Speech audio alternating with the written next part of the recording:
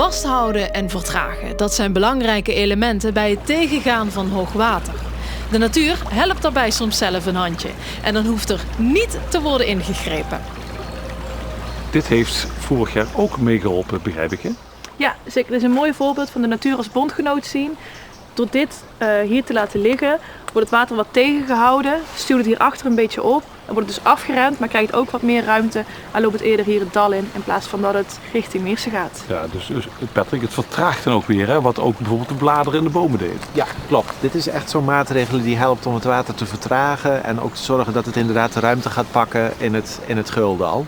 Dit kun je niet op allerlei plekken doen in het Guldal. Nee. Op sommige plekken gaat dit problemen geven. Ja, hier doet de natuur eigenlijk zelf het beheer. Juist. Hier doet de natuur zelf het beheer en zorgt zelf voor aanvullingen in het rivierdal om het water vast te houden en wat af te remmen. Maar er is genoeg werk nog voor jullie, hè? Begrijp ik? Absoluut. Er is nog genoeg te doen.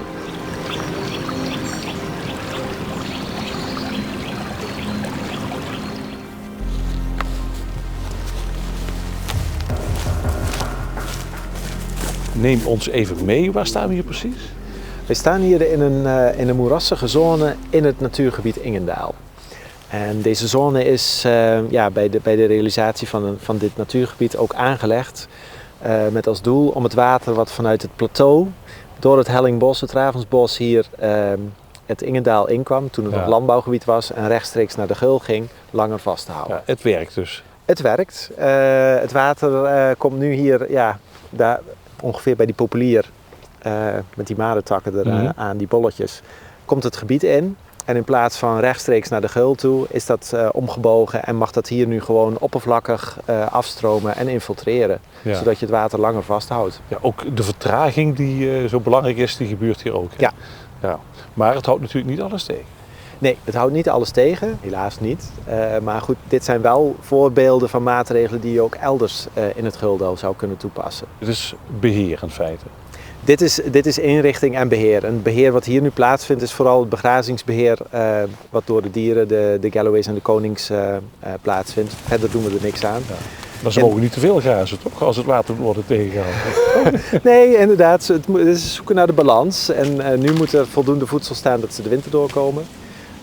Het mag ook ruiger zijn. En ook die ruigere vegetatie zorgt ervoor dat als het water hier gaat stromen als de Geul uit buiten zijn oevers treedt, ook minder snel zijn weg vindt stromenafwaarts. Dit is nou een voorbeeld wat ook heel goed stromenopwaarts in de gebieden in België zou kunnen werken. Ja. Dus echt hoog boven in het Guldal, waar in België helaas al snel de harde ondergrond komt. Dus waar het water niet zo... Ja. Daar zou je inderdaad ook op zo'n manier moeten werken. Dus de greppels en de geultjes eruit halen. Zorgen dat het water daar vastgehouden wordt en kan infiltreren voordat het heel snel naar beneden het dal inkomt. Het klinkt heel simpel allemaal. Was het maar zo gemakkelijk, hè? Nou, het is ook zo gemakkelijk. We moeten meer met de natuur samenwerken. Ja, maar doen de Belgen dat ook zo? Jawel, er gebeurt in België ook wel het een en ander. Ook met een van de partners die ook in Natuurkracht zit, ARK. Die hebben ook gronden aangekocht in België. Ook inderdaad wat ruigere gebieden ontwikkeld in die hellingen, ook met begrazing. Dus er worden stappen genomen.